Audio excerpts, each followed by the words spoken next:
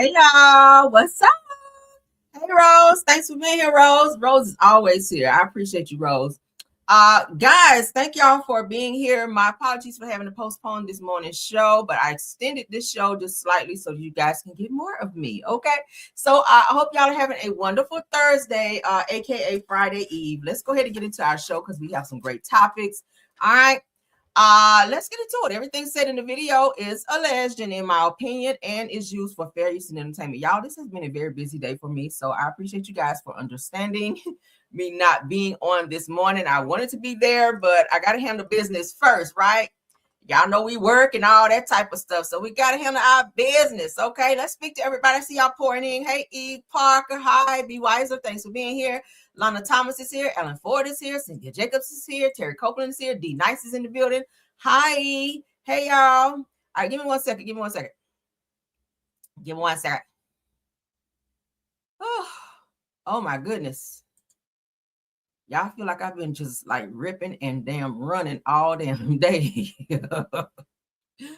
Oh my God, my day has been so busy. I'm finally get to a point where I can calm down. I say, okay, let me go ahead and get my live out for things pick back up and I'll be super busy again. But you guys, I'm here. So we're going to get into it. We got some great topics for you guys. Okay. Y'all know we always spilling tea over here. So thank y'all for coming on in. All right, we're on subscribe mode where we need to be. All right, hey, Tiffany Thomas, my other mod. Thanks for being here. The Angie B is in the building. Thanks for being here. Miss Tanasha Harris is here. Cassandra is here. Thanks for being here. Vera Dockery is here. Consuela is here. I already said D Nice, but thanks for being here again. Tam C is here as well. Let's get into the show. How y'all doing? Everybody, again, my apologies for not being here this morning. Said too loud. No, not too loud. This is the first one because I wasn't here this morning. I sent out a notification. I hope you guys all got that, so y'all know that there was no show this morning. I postponed it until I told you guys midday. So I'm here. Okay, I had a very, very busy morning and day, so I had to push things back. But thank y'all for understanding. Hey, Big Steak, thanks for being here. All right, but let's get into it. First topic. We only have. Let's see how many political views. 2. Is it 2? I think it's 2. Yeah, I think we only have 2. Hold on. Yeah, we only have 2. So let's go ahead and get into it. Let's get into it. All right. Everything said in the video is alleged and in my opinion and is used for fair use and entertainment. Shout out to the 51 already here and growing. Y'all don't forget to tap on that like for me. Thank you. Let's get into it. Congress, honey, moves to hold Hillary and Bill Clinton in contempt for refusing to testify in the Epstein investigation. Now, y'all know Bill Clinton child is all up and through the damn investigation and pictures and all that, laid back in the damn pool with his schlong and shit hanging out with the little kids running around and stuff. I'm like, Bill, what the hell you doing here? If you don't get your saxophone playing ass up and go home to Hillary, okay? Bill is a hot ass mess. All right, we're gonna talk about Bill in another live. But one of my subscribers hit me up about some information about Bill. And it seems to be very authentic. So I may talk about that in another live, not this one. Y'all, excuse me. Yeah, Bill like sisters, y'all. Bill like black women, okay? So he with Hillary, I think, for a little cover-up. Because y'all know they say once you go black, you never go back. But apparently Bill needed somebody to make him look good up there in the White House, you know, doing his little congressional thing. But low-key, he like black women and young girls. We'll get into that in another live, though. But let's get into this. Bill like the bull there. That's what he like. So the House Oversight Committee says that it plans to hold Hillary Clinton child in contempt of Congress after she skipped a scheduled deposition tied to its investigation into Jeffrey Epstein. Now, committee chair James Comer made the announcement Wednesday. Now, it follows a statement the day before the former President Bill Clinton would also be recommended for contempt. After failing to appear for his own deposition. So they just like, fuck this, we ain't going. So lawmakers say both Clintons were subpoenaed last year. They were first expected to testify in October, but those dates were delayed until December due to the funeral that they attended. Now, when their legal team did not offer new dates, the committee rescheduled the depositions for mid-January, okay, which is what we're in now.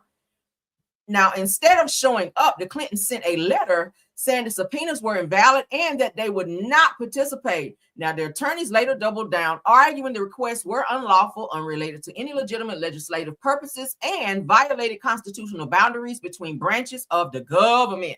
Now, in their letter, the Clintons said that they already expected Congress to vote on holding them in contempt and told lawmakers the decision was now in their hands. Ooh, child.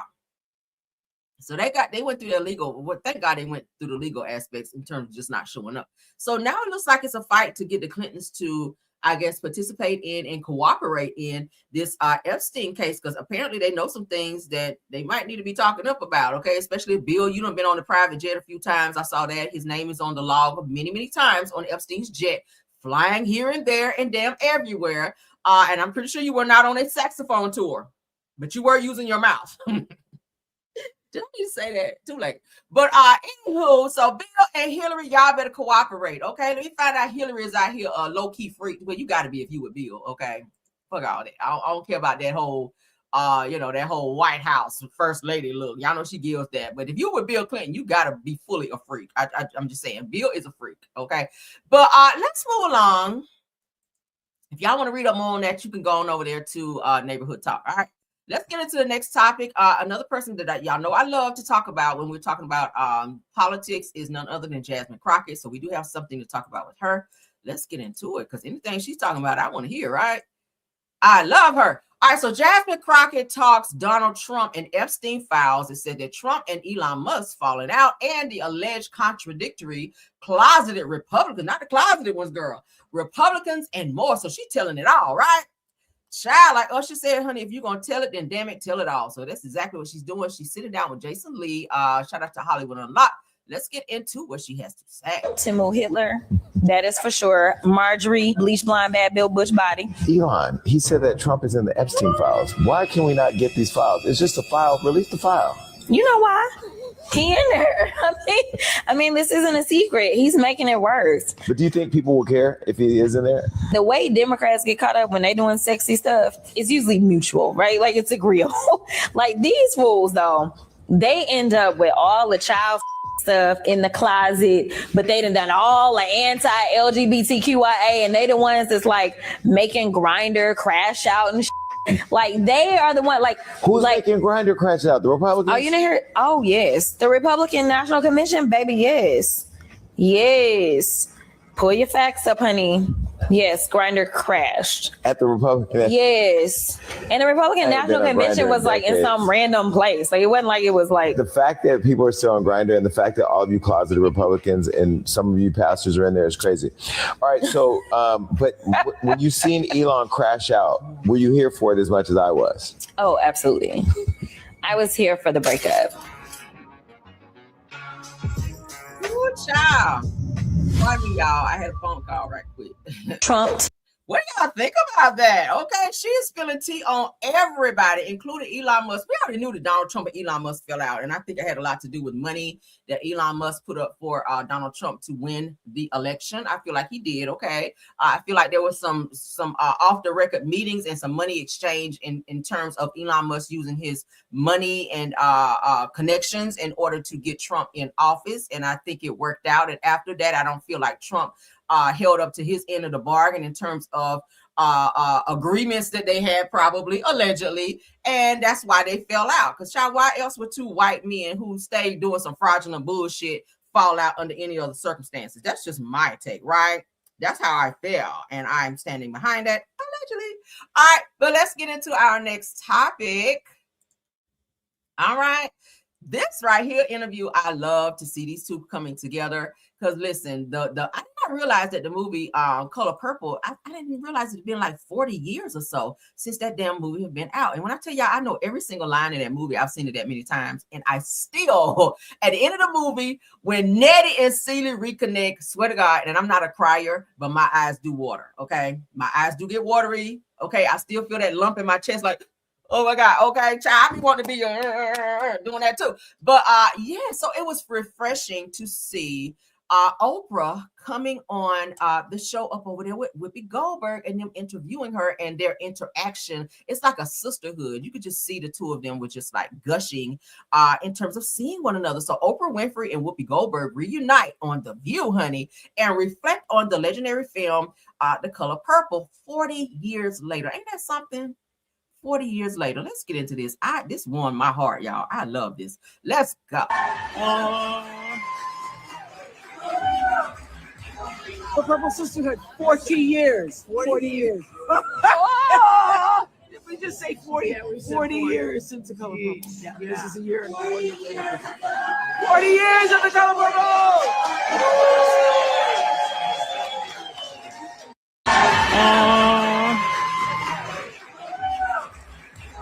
The Purple Sisterhood.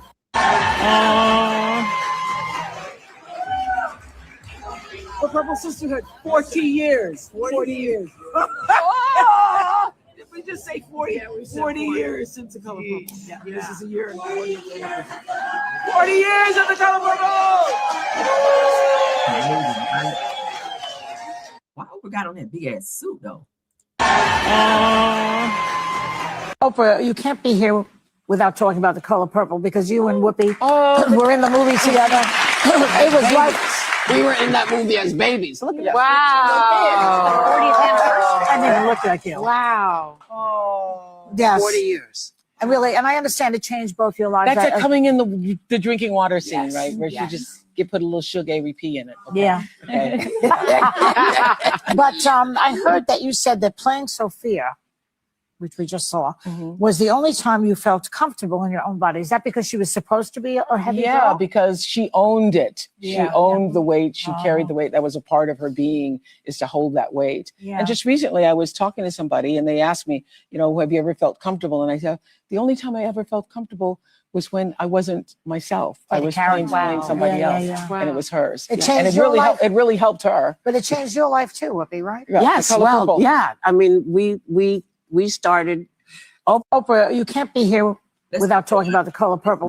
I was already working in television, and I was doing stuff on stage, and we came together like this. Yeah. But because Whoopi, we remember were I doing- left to go sign the contract. Yes, you did. In the middle of filming, and I said, I'm going to go do this. I got to go sign the contract to do this talk show. And you were like, what is it? What is it? Is it radio or what are you doing? And I go, well, it's a TV kind of show. Yeah. I mean, it was amazing. Our lives sort of, people saw us. Yeah. I guess that was the Yeah. first time people saw us. They Yeah. saw us. We in small blossomed groups. from that Yeah, we moment. sure did. Wow. And we had people surrounding us who really wanted us to succeed. Yeah. Quincy Jones and Steven Spielberg. Steven Spielberg. Yes, yes. And this is the 40th year. Yeah. 40th anniversary? Yeah. Yeah. Alice Walker. Alice Walker. Yeah. Yeah. This is the 40th anniversary of The Color Purple. Wow. And it's had many incarnations also, like Yes. musical on Yes. Broadway and All of it. Oprah was already working.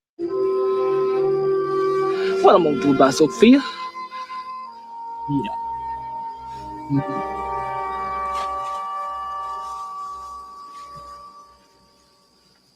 Beat her. Y'all remember all these scenes. I don't want to have to edit them out, but oh my God, it just warmed my heart to see the two of them like coming together. Because when you see Oprah and when you see Whoopi Goldberg, especially in the same space, you automatically think about Color Purple, right? Now, I was thinking, I went online and I saw a video that talked about the behind the scenes stuff dealing with Color Purple.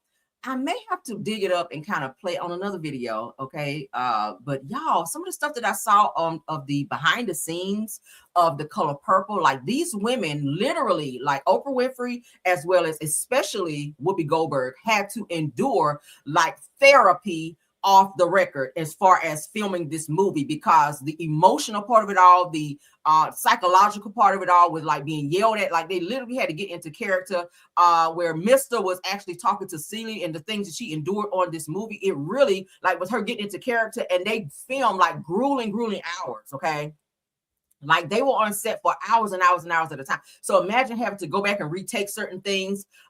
Imagine having to go through being yelled at, going through the thing. Right. They said that it was very intense to where they all had to go and get therapy, because mentally it's like when they left the set, they were fucked up. Like they literally had to go and lay on somebody's couch and say, okay, listen, I'm filming this movie and oh my God, I don't know how to get out of character. Like this is just this whole thing is like following me. It's become my life. Like, I don't know. It emotionally was taking a toll on them. I said, oh my God. And even the scene when they went to the church scene, they talked about that, how it became like a real moment, how they, what's the lady name? I can't remember her name that played, what's the lady's name that was singing? Because y'all know my brain be like this. But anyway, she they said that she got that in the first take because they were so into character. Like she actually nailed that scene where she hugged her dad and the singing part when he came into the church. Like she nailed that like the very Shook Avery, thank you. She nailed that the very first time because they were so into character. Like she was really singing. Like they said that they actually felt like the spirit of God in that particular scene. I was just like, so that's why I like to look at the behind the scenes stuff and kind of connect it to like what's going on like now in certain events, because I was just like, oh my God, it's weird to like see a movie with this much intensity to where like the sister was ripped away from the other sister. Like they literally were into character and like they really cried. Like they really, really cried and they really, really went through like a lot of psychotherapy is what they called it after and in between filming this movie because it was just that intense. Because they were filming for so many hours at a time, and it was so good, especially Whoopi Goldberg. I think she said she went through the most because of the emotional abuse that she went through in the movie. It became real to her, right? The church scene was. There's many scenes in this movie that was epic, like the church scene, of course, but the sisters being ripped apart when he didn't want her to be there anymore after she didn't want to, take on his advances. Like that was very emotional. Of course, the ending when the two sisters were reunited. When she was getting ready to shave him on the porch, like all those moments. And yeah. She said that she was actually nervous when I was watching the behind the scenes. They said she was actually nervous that she was going to cut him because she's never used a blade before. So in that scene, she he was just telling her, just be yourself. If you cut me, then it's okay. Like they really had to be very comfortable with the other person they were filming with. But Mr., the guy that played Mr. Danny Glover, he said that it was very tough for him to talk to Whoopi Goldberg in that way, but he had to realize that he was a character, and the producers pushed him to be even more verbally abusive towards her in order to make that scene fit to where they were going. I said, oh my God, I'm gonna have to pull that video so that you guys can see a little bit of it, or I'll drop the link whenever I pull it up and then you guys can see it. But I was just like, yo, but this movie right here, hands down, one of my favorite movies. Okay, it's a classic. When I heard they were going to do a remake, I said no, because certain movies you have to leave alone. Certain movies you cannot remake. This movie right here is a leave alone type of movie. Okay, and even when they put it on Broadway, I didn't go and see it because I didn't want to taint my memory of how I view The Color Purple. Okay, a lot of people said, oh, it wasn't the same. The musical was not the same as the movie. A lot of people felt let down whenever they did the whole musical. And I said, I'm not going to go watch it because I want to still be able to remember Color Purple from what I remember, not even realizing it's been 40 years ago. But damn, like, and it's still from time to time come on BET, and I will watch it every time. Sit there and watch it like I've never watched it before. And all those scenes that always kind of get me like, the pulling away of the sister, the church scene where she hugs her dad when he finally accepts her after ignoring her the entire movie, and then meeting the sisters rejoining together at the end, and then you watching Mr. like looking across the field at them reuniting after he went down there and put the papers and all that in for the sister to come back because he felt guilty. Like all of those chummy moments and emotional moments, I still feel that whenever I watch it, even 40 years later. And I swear I probably watched this movie at least 20 times. I know every line in Color Purple, but this right here, I love this, y'all. I had to share that. But let's move on because y'all know I can talk on and on about Color Purple. All right, so let's get into this next topic. Everybody is getting on Stephen A. Smith, and Benzino decided to get in on the mess as well with his no-neck ass. Let's get into it. Now, usually I don't be liking Benzino like that, but if you're going to tear into Stephen A. Smith, like, I guess I could find a little bit in my heart to like you, Benzino, okay? I don't really fool with you like that. But shout out to Hollywood Unlocked. Benzino is stepping up to defend Jasmine Crockett after Stephen A. Smith's recent comments about her. Okay, we'll take it. Now, that right there, Benzino, you just gained another notch on my heart over here for going after Stephen A. Smith for talking about Jasmine Crockett, because we love her over here, okay? So let's get on what he had to say, okay? Let's go. Hey, Stephen A. Smith, I'll say it to your face. You are Uncle Tom, Django, Step and Fetch It, Uncle Ruckus, all rolled up in one. Oh, wow. You're a coward, all right? All right. You definitely tap dance. What you don't know, right, is that when ESPN came with the Pat McAfee show, they had a plan. They said, you know what, we're going to give Stephen A. Smith a bunch of money because First Take's doing too good in the black community. Yeah, we got to get this thing back to what it's supposed to be. So here comes Pat McAfee. And shout out to Pat McAfee. I like his show. Pat McAfee caters to the white people. He got his guys with the mullets, the cowboy hats. It's okay. You know what I'm saying? I get it.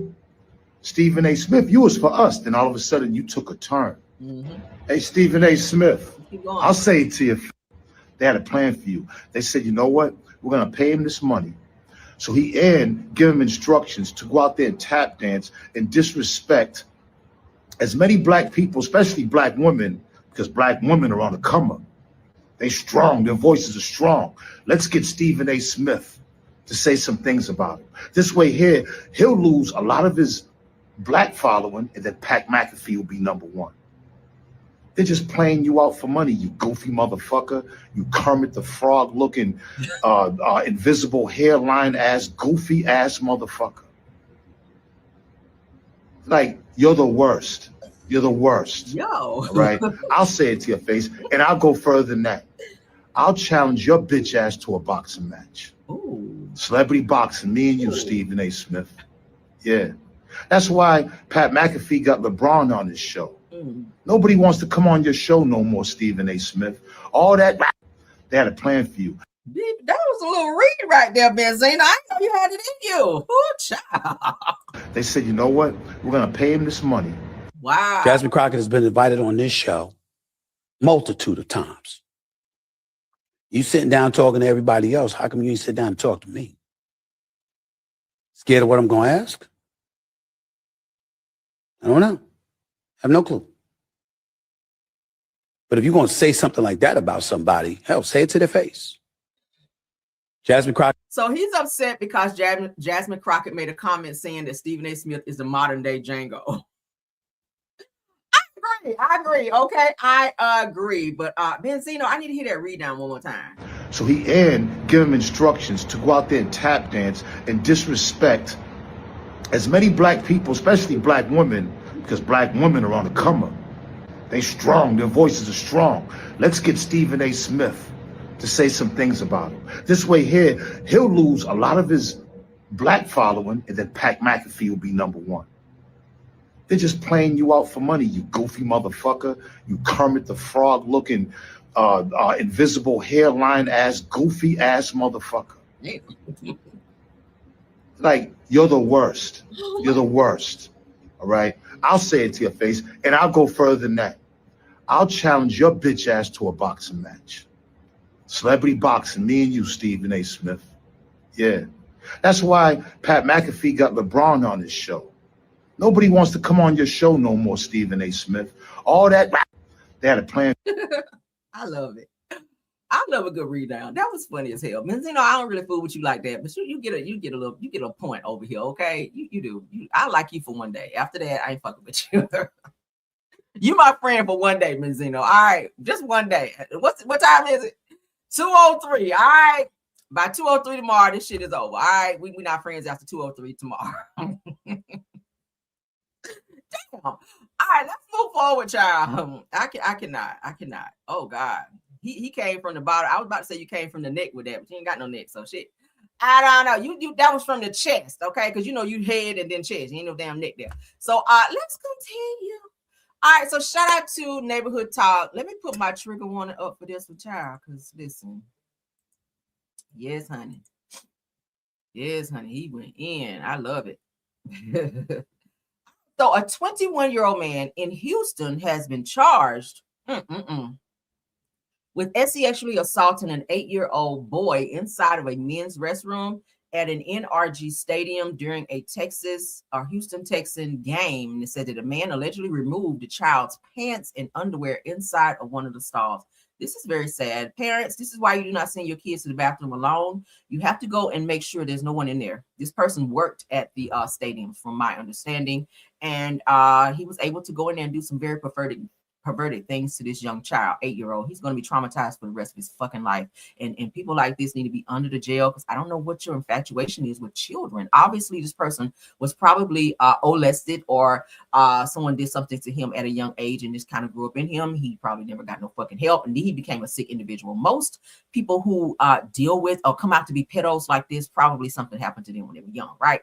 But it's never okay for you to invoke that same fear or action upon someone else, or even a child. Okay, innocent child, a person who just want to go use the bathroom, and then you hide in the bathroom and going in the stall and you know, violating someone in that way. This is sick as hell. My son is 10 years old, and I still do not allow him to go alone. My husband will go with him, and if I'm there, he goes in the women's bathroom. I don't give a fuck. Come in the women's bathroom and use it right here. I'm not sending you in the bathroom alone, because, bitch, I don't want to go to prison for the rest of my life for fucking somebody up for doing something to my child. There's too many pedos out here. You have people who hide in bathrooms, especially at parks. We talked about this before, right? Especially if you're at a park, because I saw a video the other day where this man, this little girl, he took a little girl to the park, and she said, Dad, I got to use the bathroom. He took her to the bathroom, and inside the bathroom was a man. He looked like a fucking pedo too. Was a man inside the bathroom. He act like, when the little girl walked into the bathroom, he act like he was washing his hands to get ready to come out. But the father, it was something in him that made him feel like something was not right. Went in the bathroom and saw this motherfucker in the bathroom and said, "What are you doing in here? You know this is a woman's bathroom, right?" He videoed him, so he got it on video. Thank God, because he could have been getting ready to do something to this little girl just going to use the bathroom. So thank God her father used his instincts to open that door and look in there and see that man in there where the little girl went to go use the bathroom. Right? He went out, he walked out there. "Oh, I'm sorry." He said, "You know, this is a woman's bathroom." He said, "Oh, I didn't realize." Yes, you did. Yes, you did. You realized that was a woman's bathroom. You were hoping that a child came in that bathroom alone so you can have your way with them. Let's get into this, because this right here pissed me off a little bit. Y'all know how I feel about the children, honey, because I used to work with kids. So I've seen a lot of shit as related to kids. And oh my God, this right here really tugged at my heart. But let's get into it. Shout out to Neighborhood Talk. We begin with a family's worst nightmare, really. Investigators say it started as a routine bathroom break at a Texans game, but it was anything but. Now there are criminal charges and a lawsuit. A 21-year-old stadium employee is now accused of sexually assaulting a child. The boy's parents telling KPIC2 News reporter Rowan Balogan they're speaking out to prevent this from happening to anyone else. Court documents show this incident happened in the weeks leading up to Christmas. Around this time, the 8-year-old's parents tell me that he asked if Santa would get him an eraser to remove the memory of what happened to him at NRG Stadium. I feel I failed. I know there was nothing else I could do. I did everything that you think is right, but you're supposed to protect your children, and that day I failed. We're not showing the faces of these two Houston area parents because we don't want to identify their 8-year-old son. What was supposed to be a fun family day watching the Texans play a home game quickly changed when the couple's 8-year-old shared what happened to him inside the NRG Stadium bathroom. He said he was washing his hands and that an employee approached him and told him to go into a stall. And my son said, I trusted him because he was a worker. Court records identify the worker as 21-year-old Yashay Nixon, who was later arrested. This defendant has previously been charged with indecency with a child by exposure and an indecent assault. Records show Nixon has prior indecency with a child charge against him. This is why the family's suing against Food and Facilities Service Company Airmark and ASM Global. How did the company not catch it? I mean, you can look all this up, public record. Through all of this, the family says they're trying to find the man who flagged the mom about their discomforts in the men's bathroom. The Good Samaritan might have witnessed what happened. We would love to thank him. We would love for him to step forward again, because it's because of him, 100% because of him, that the individual was identified and that we were able to get the police there so soon, and that, it's all because of him. Airmark tells us in a statement that Nixon no longer works at the company or here at NRG, adding that they are fully cooperating with HPD's ongoing investigation. I'm Roman Balogan, KPRC 2 News. We begin with a family. What do y'all think about that? Now, according to police reports, the incident happened during the Texans versus Arizona Cardinals game on December 14th. The little boy went to the game with his parents and was escorted by his mom to the bathroom where she waited outside. Now, the child later told police that after using the restroom, a man wearing a purple shirt, later identified as Ushay's, said a sick ass approached him and claimed to be an employee. The child said that he followed the man's instructions because he believed that he was an employee to the stadium. Now, once inside one of the stalls, the man allegedly locked the door and removed the boy's pants and underwear. It said that he told police that when he became scared and no longer felt safe with the man, that he pushed past, unlocked the stall door, and ran out of the restroom. Thank God he was allowed to run out, because most aggressors like that probably would have held him there and still had his way with him. So thank God for that. Now, when he left out of the restroom, his mother noticed him fixing his clothes. When they returned to their seats, a bystander came up to the mom and said that he had seen her son with an adult in the restroom and that the interaction didn't look right, according to the lawsuit. Thank God for someone, a passerby, seeing that, right? After being asked what happened, the child told the parents that a man pulled my pants down. What's interesting about this is that when police did later interview Ushay, said that he told officers that he was working at the stadium that day cleaning restrooms and had been employed by Aramax since last year. He acknowledged the interaction with the boy but denied assaulting him. He told investigators that he asked the child if he wanted to see his Pokemon card collection on the phone, and said that when he reached into his pocket to get his phone get his phone, it said that the child became scared and ran away. That's a lie. That don't even sound right. Why would he be scared of you reaching in your pocket to get your phone so you can show him Pokemon cards? Lies, okay? Ushay reportedly told police the boy believed that he was going to touch him and he was in trouble. That don't even sound right. So an investigation is still ongoing. They are hopefully they're gonna lock his ass up, because he did not stop. I'm pretty sure it's not gonna stop with this little boy here. Okay, he has an infatuation with boys, it sounds, right? So this is a sad situation. Parents, please watch your children. All right, I told y'all my son is 10. If we're out and about somewhere, if it's just me and my son out somewhere, he said, "Mom, I gotta go to the bathroom," I go in there with him. In the women's bathroom, of course, okay? I was like, come in the bathroom with me, because most of the time I got to go too. So I'm like, hey, go right here in the stall and go here. And yeah, I watch my child. I don't see him in the men's bathroom alone, because you have pedos that wait in the bathroom for underage kids and or boys to be able to do something inappropriate. And I would go batshit crazy on somebody. Like, for real. I'm fuck about police coming either. Child, they're gonna have to tase me if it come to that shit. For real, if it come to mine. You're gonna have to tase the shit out of me, because I'm gonna be going off for mine, right? But let's continue on. Watch your kids, watch your kids, watch your kids, honey, because pedos are everywhere. The person that, and we teach our kids as kids, stranger danger. I teach mine the same. Don't be just talking to people that you don't know. Because sometimes, people, especially pedos, they will engage in conversation in order to make your child feel comfortable. And then that's when they will attack and or do things they should not do that's deemed inappropriate. So watch your kids, teach them stranger danger. Do not talk to someone you don't know. Do not take anything from someone that you don't know. And absolutely do not go somewhere with someone that you don't know, especially a bathroom or a private area, because they could be violated, right? Yeah, watch your kids. Let's get into the next topic, child. This fool here on my screen, baby. When I saw this, I said, what in the dude look like a lady hell is this? Different strokes, child. What you talk about, Willis? If y'all didn't see that on my thumbnail. Shout out to the girls are fighting. Different strokes star Todd Bridges and his wife. I said, that I don't know about wife part now. I had to look close at the picture. I said, is that Adam's apple, Lord? It's just the facial features, everything in this picture. Todd, is this something you need to tell us? Okay. Betty Joe. I'm thinking that name is Joseph, but you go by Betty Joe. Announced their divorce after only 3 years of marriage. This is giving a little sus. Said the wife is very handsome. Dude look like a lady. Okay, let's get into this, because I was like, Toddisha. Toddisha, what the what? Okay. Child. Now, Todd Bridges, best known for his role on the classic sitcom Different Strokes, child, and baby, they were stroking. And his wife, Brussis, I'm gonna call it Brussis.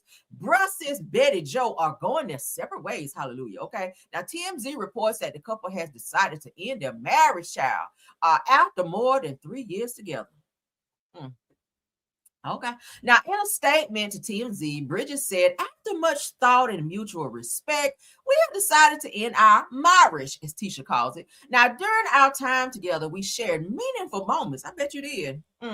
And y'all probably shared draws and everything. But have chosen to go our separate ways. Thank God. Said that I asked for privacy and wish her nothing but love and respect. And love and happiness moving forward.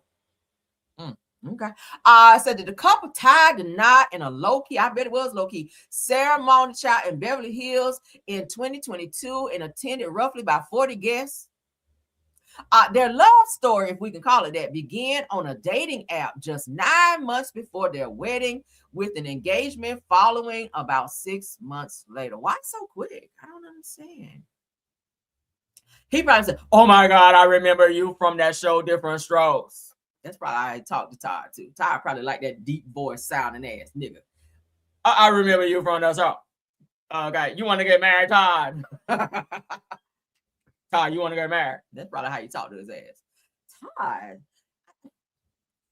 didn't know he was even married to nobody. Like, this shit is mad weird, right? Looking at this totally looks like a dude. Like, this dude here look like the same person, that same chick that filed a lawsuit against Bill Cosby. The one that came walking in the court like this.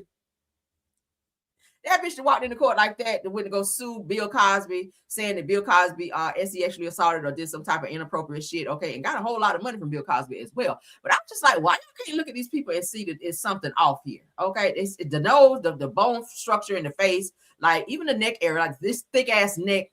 The fact this person is way taller than you. I mean, damn, this look fully like a dude. So Todd, it gives that you like masculine women. Like, you know, you like dude women. You like breast cis around here. That's a whole breast cis on my screen. But child. Todd, let me find out you walking around here with streaks in your drawers in the front and in the back. Let me find out, nigga. All right, moving right along, child. Whew. I had to get up off that. But that picture was starting to scare me. That was scaring me a little bit. I said, oh, hell no. Find out Todd got let me find out you got streak marks up in the front and in the back of them damn drawers you got on them tighty whities. Because Todd look like he wear tighty whities. He don't look like he wear the boxers. He like he wear tighty whities. Okay, with his weird ass. All right, let's move along. Blueface details his very short clout-fueled fling with Hazel E. You guys know her from Love and Hip Hop, okay? And claims that the first time that they tried to be intimate, immediately turned him off. And I'm gonna let him tell you guys why. I don't know a nasty bitch out here that would be on some shit like this, but you have some men that don't really care, okay? Now, y'all know that as soon as Blueface got out of jail, he popped out with Hazel E. And we was like, what's going on here? And they were dating. Hazel E is much, much older than him. And even Blueface's mom was just like, I don't know about this relationship because she's too old for him. But, you know, again, different strokes for different folks, child. Okay. But let's get into this. Shout out to It's On Site. Let's see what Blueface had to say. His interaction with Hazel E. He's telling all her damn business. Weird, right? Our first time about to lay down with each other, she wants to do it on her period. What the fuck? Hell no, bitch. That's the first impression you want to make. That's our first time laying down. You want to be bleeding on me? That's later, baby. That's like 2 years. You feel me? That's like I done fucked this bitch 100 times. And I'm on some help. Got up in there. Baby was bleeding. I got soft. I'm like, oh, this ain't even, hell no. You feel me? It's in your mouth. Dead homies. Well, nothing zesty when I was, you feel me? Balls all on your forehead and your chin. Dead homies. She was, was nothing zesty. School crib. Baby was loving it. Trying to take his dreads down. Blue said he didn't want no damn ketchup on his hot dog, bitch. It looked like a crime scene in that bitch after y'all finished. Ugh. Why would you even want to do that? Like, that's, I don't even want my husband to touch me when I'm on my cycle. Like, no key. I ain't even trying to be gross or be too TMI about the shit, but like, hell no. Who want to do that on their cycle? That shit is nasty. Like, girl, get through it. What is it? Only 3 to 5 days, girl. Get through that shit and then y'all be intimate. Make sure you clean that shit out and move on and do what you got to do. But knowing that you fully on your cycle and asking this man to be intimate with you is gross, okay? Hell no. Who is on that kind of time? He ain't even that fine where you be like, girl, I don't even fucking care. Like, come on in here, let's do what we gotta do. Like, nigga, no. That is nasty, Hazel. You too damn grown for that shit. You are well into your 30s, late 30s at that. And you know better. Blueface is a young ass boy. I know he's a man, but I say boy just because of the way he act, his mentality, the way he carry himself, the way he disrespect women, including his damn mama, the first woman he should respect. Right? Like, what the girl? That's nasty as hell. And just give, honey, give face, darling, work. Oh God. Our first time.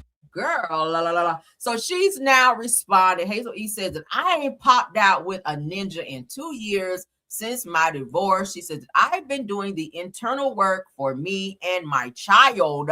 Let me live. So she's not happy about Blueface putting her business out there. And she has responded like, look, I ain't trying to be doing no back and forth with you online, okay? But this right here, I'm just trying to live my life and you know, move on with my life since we broke up. So they were only together for a short time, but y'all know I don't like kissing tail ass niggas. Like, for real. Blueface, like, you are not a flex out here. You're not anything to write home about and or brag about. So Hazel E, that's your fault for getting with him because you already know the type of nigga he was. Like, did you not see his track record with Krishan and every other woman that he popped out with? Like, did you think that your situation was going to be any different if your situation with him did not work out? He's gonna tell all your damn business. If you was stank and funky, he gonna tell it. If you musky, he gonna talk about it. If you trying to lay with him while you're on your cycle, he gonna talk about this shit. So I don't know why you thought that you were safe, girl. I don't know why you thought that, but let's move on. Oh, girl, I know it was a crime scene in that bedroom. Well, let's move along. Do I want a back-to-back? I'm gonna save this. I don't want two back-to-back situations. I don't want to get a hollering in here because, child, we already talked about one situation with a child. I don't want to do it again. That's just gonna piss me off. I would probably say that maybe for pop in or something like that. But I was gonna talk about this topic where this 18-year-old girl was hired at a daycare and she smothered two infants. Okay, and they did arrest her. They got her, but I don't want to talk about it because it's gonna make me mad. So let's move along and get into this Iyanla Vanzant topic.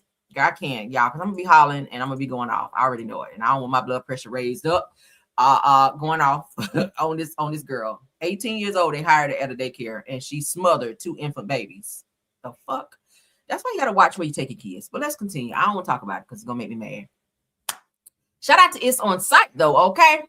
Iyanla Vanzant explains why she did not attend her daughter's funeral while being in conflict with her grandson, saying that love sometimes requires distance and boundaries to protect others. Okay, I don't know if something happened to my son, I'm gonna be there, even if we had like words or conflicting words or whatever before he maybe left this world. I'm still gonna be there as his mother. I'm gonna grieve properly. I'm gonna still be there because that's my child. I carried you for 9 months. So whatever happened that made us feel away prior to, I would hope nothing happened to my son. But if something were to, I'm gonna be there. I would never decide not to be there if my child passed away, especially at the fucking funeral. Like, what? But let's get into this. This is Iyanla Vanzant speaking, honey. Let's go. How do we tell the difference between protecting our peace and avoiding accountability? Good question. Yeah. Integrity, to tell the truth about it. Tell the truth, because you know when you're avoiding, or you know when you're afraid, or you know when you're denying or projecting. You know. I don't have to ask you. You know. Tell the truth about it. And protecting your peace or creating a boundary looks and feels very different than erecting a wall. And sometimes people erect walls and call it a boundary. No. A boundary is built to keep you safe as you let other people in. If your wall is up, you're holding people out. You can create a boundary. This is what I need you to do because I want to be peaceful in our connection. That's a boundary. Or this is what I'm going to ask you not to do so we can be peaceful in our connection. That's a boundary. No, you can't come up in here with that. That's a wall. That's a wall. I saw you just sit down with Oprah and you talked about your decision not to go to your daughter's funeral. Yeah. Can you kind of put up your boundaries just because of some of the things that was happening within your family?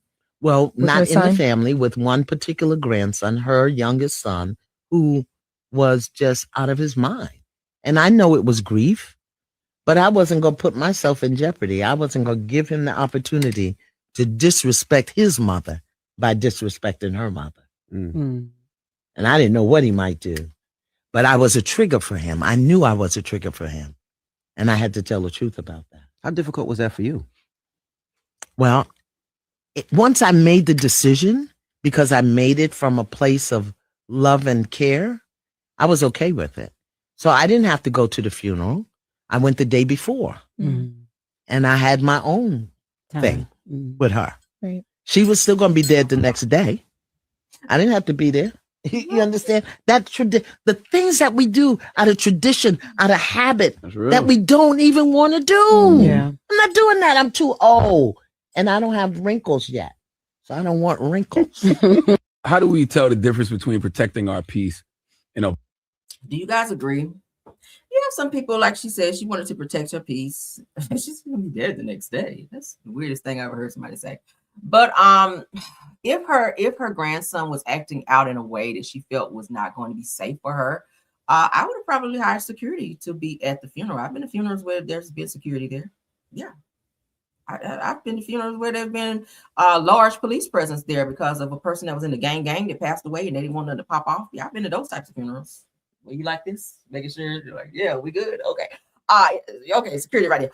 Yeah. So hire security to be there and make sure nothing happens just for the sake of you going and grieving properly and showing your respect for your child. Even though you did go the day before, maybe she made peace, because everybody just have their own way of dealing with grief and doing what they feel they have to do at the time. I don't always agree with everything Iyanla has to say. She kind of changed my view of how I kind of see her a little bit when I covered a topic that she discussed a little bit back, where she says that she doesn't mind dating a man that has multiple women because, hey, she's not into her feelings like that or that insecure where she has to babysit a man pretty much and be all on him about who he's with. She says, I don't own this person. And if he chooses to go out and be with someone else, I'm okay with that. Like, what mentality is that where you just feel okay that I can just, as long as I have a man, I don't care if he's with a million women, as long as he comes home to me.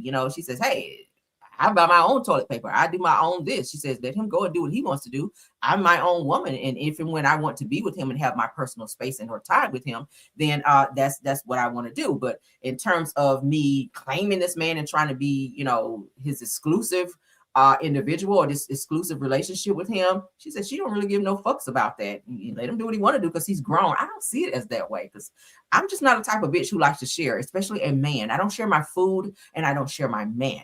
So that mentality alone, it just gives it. Maybe she's up in age to where she, feels like that's what she has to do. Nene Leakes said the same thing. She said, I don't like being in a relationship with someone who's with somebody else. And I said, because that explains why you keep running back to this guy, Nyasela. And we see him with many women. Okay, I told y'all this little young, cute girl. She might have been Puerto Rican or mixed or something like that. He was just out in public with her like it was nothing. And then the next few times you saw him out and about with Nene Leakes. And I was just like, what the fuck is this?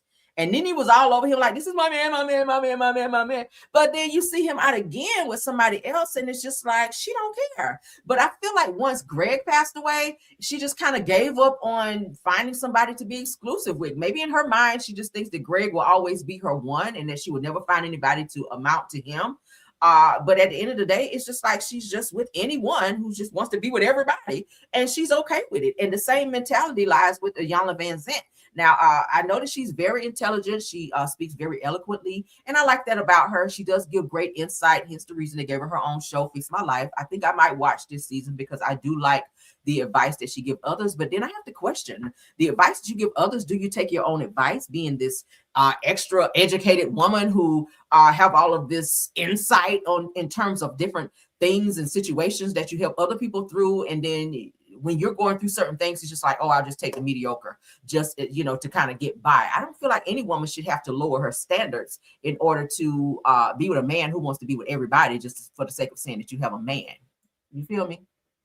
Even if you don't want to be in an exclusive relationship with so many things going around nowadays, AIDS and stuff like that, you don't want to put yourself in a situation where you leave that door too open to where too many things can come in and out of that door. I mean, it has to be some type of standard and boundaries set in said situations, in every situation of your life. And if you live your life without boundaries, I don't know what you're doing with your life, right? I got to have rules, regulations, and boundaries when it comes to me. I just don't do anything. I like things to be in order. I'm a person of order. So when things are out of order and are chaotic, I can't function in that, right? I can't function when things are out of order and don't feel right. I don't never want to be in a situation where I'm uncomfortable and feel like I just have to be there for the sake of having something. Like, I'm never going to put myself in there. I will remove myself from any situation that does not feel right to me, especially when it has to do with my well-being, my mental state, and all of that. Okay, if it's going to affect me in that way, I got to disconnect. But hey, everybody's different. But what do y'all think about that in terms of Iyanla Vanzant? I still like your show, girl, but you are very weird. Okay, very, very weird. Let's get into this A$AP Rocky interview that I wanted you guys to see. I love this for him. I like him and Rihanna being together, and it's something when your parents accept a person. That's when you know, right? Because I can recollect like guys that I dated before I met my husband. Like my grandparents, no, my parents did not like them. Well, I told you I dated thug ass niggas back in then. Not all of them were thugs, but most of the guys that I did date were like guys that were like street niggas that would get in your ass and they out here on this shit here and like, you know, on that. But and I don't know what maybe I was going through some type of midlife crisis or something. I don't know, but I just had a thing for rough guys back then. But and they treated me well. That I got anything I wanted and I felt protected and all of that. And it's just, you know, I just like that just, you know, cute rough guys. I just love that shit. But none of my parents did not like them. Like my mom be like, he ain't coming over here. I don't like him. I don't like. But as soon as I met my husband and I brought him around, they were like, "Oh, we like him. Oh, we love him. Yeah, can he come to dinner? Bring him for Thanksgiving. Like, oh yeah, Christmas. Oh yes, bring him. So I'm just like, oh my God, it's something when your parents accept said person, right? Yeah, my parents were not having that shit. Oh, they did not like it. They did not like it. None of my boyfriends prior to my husband, they did not. So that's how I knew he had to be the one. Because I was like, if my grandparents loved, especially my grandfather, like I had a special connection with my grandfather.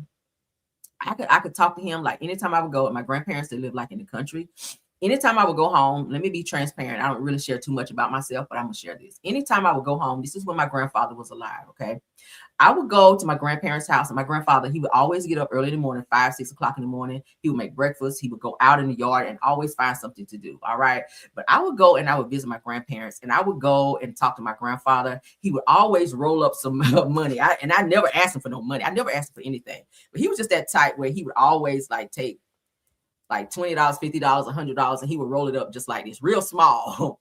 And he would hold his hand out like he's gonna hold my hand, but he would give me this money that would be rolled up like this. And then he would say, come on, let's talk. So we just talk about it. So what's going on with your life? He want to know what's going on in my life. We would talk, and I just had that connection with him. He would give me good advice on things. We would pray together. Like that part I miss because he's not here anymore.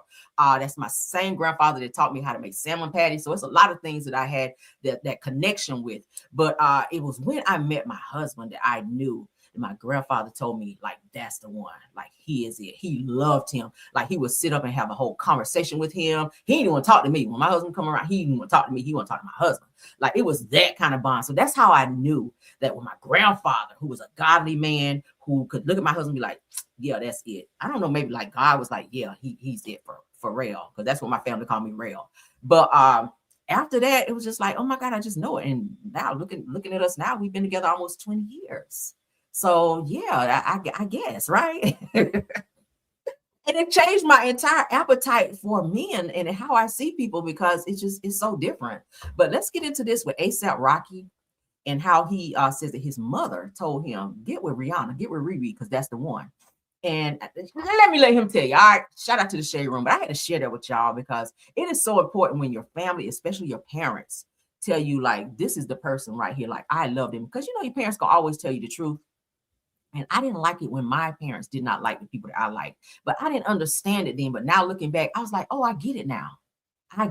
Right? But let's get into this interview because I love this. Will change your whole life, especially if it's a companion. Before I had my children, it was like being with my girl, took a blindfold off. As soon as you get with a girl, she'll tell you like, that's not your friend. That's your friend.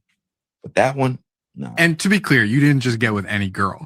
I know. I got with a very special woman. If you had asked me in 2012, is this guy going to be the most happily coupled up, familyed up man in rap music? Hell no. I respectfully would have said, probably not. It was just like we were on the same page.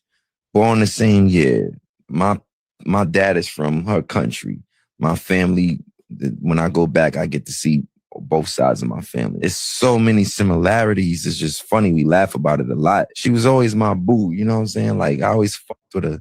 My mother used to say shit like, I know you like this girl that you with right now. I ain't gonna say no names. But I want you with Riri.